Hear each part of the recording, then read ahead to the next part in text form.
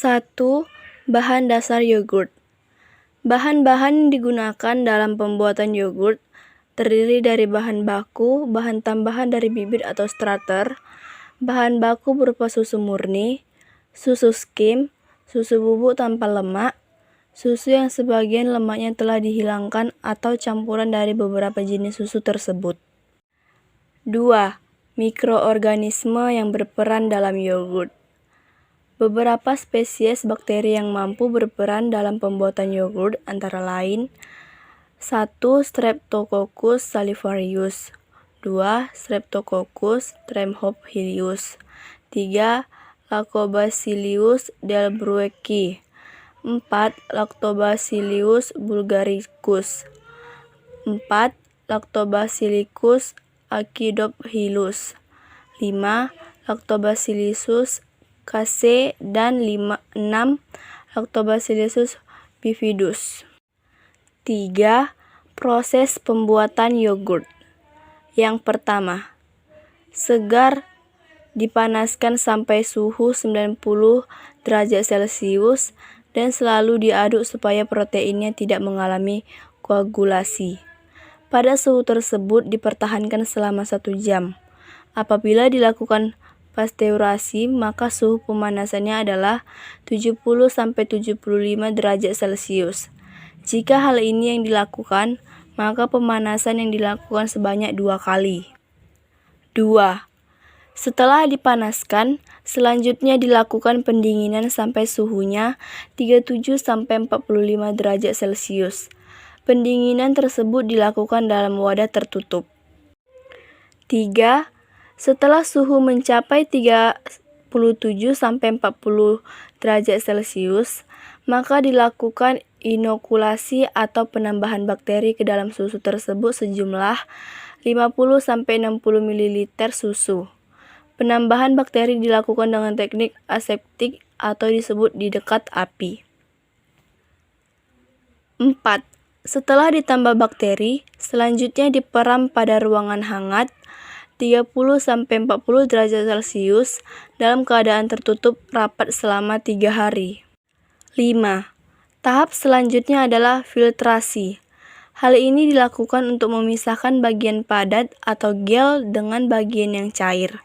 Pada waktu permisahan ini, diusahakan dilakukan di dekat api sehingga bagian yang cair sebagai starter berikutnya terhindar dari kontaminasi. Bagian yang padat inilah yang siap dikonsumsi yogurt. Bagian yang cair berisi bakteri Lactobacillus sp yang dapat digunakan untuk menginokulasi susu yang segar. 6. Supaya yogurt lebih lezat rasanya dapat ditambah dengan potongan buah-buahan yang segar, cocktail, nata de coco, atau dibekukan menjadi es. Dapat pula dicampur dengan berbagai buah-buahan untuk dibuat jus atau disebut minuman segar. Yang keempat, reaksi kimia yang terjadi di dalam yogurt. Yogurt yang dibuat dengan memasukkan bakteri spesifik ke dalam susu di bawah suhu yang dikontrol dan kondisi lingkungan. Bakteri aerombak gula susu alami dan melepaskan asam laktat sebagai produk sisa. Keasaman meningkat menyebabkan protein susu untuk menjadi padat. Keasaman meningkat sekitar pH 4-5 juga menghindari proliferasi bakteri patogen yang potensial. Yogurt kaya akan protein, beberapa vitamin B dan mineral yang penting. Yogurt memiliki lemak sebanyak susu dari mana ia dibuat. Reaksi fermentasi berbeda-beda tergantung pada jenis gula yang digunakan dan produk yang dihasilkan. Secara singkat, reaksi pemanasan kimianya. Jalur biokimia yang terjadi bervariasi tergantung jenis gula yang terlibat, tetapi umumnya melibatkan jalur glikolosis, yang merupakan bagian dari tahap awal respirasi aerobik pada sebagian besar organisme.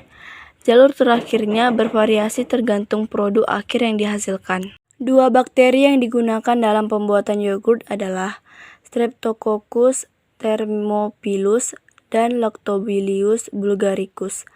Kedua bakteri ini yang dapat memberikan rasa asam pada yogurt. Menggunakan kultur campuran antara bakteri Streptococcus Thrombophilus dan Lactobacillus bulgaricus. Hal ini menghasilkan enzim yang dapat menjadikan susu memiliki tingkat pendidikan yang rendah. Aktivitas dari Streptococcus thermophilus mengubah laktosa menjadi asam laknat dan menurunkan bakteri susu hingga 5,5 Lactobacillus bulgaricus mulai beraktivitas, menekresikan enzimnya untuk mengurangi bakteri hingga 3,8 sampai 4,4 dan menciptakan cita rasa khas yogurt setelah mencapai 5,5. Keberadaan kedua bakteri tersebut sangat penting. Streptococcus thermophilus membantu menciptakan kondisi yang lebih baik bagi bakteri Lactobacillus bulgaricus untuk menghasilkan enzimnya juga menciptakan rasa khas pada yogurt.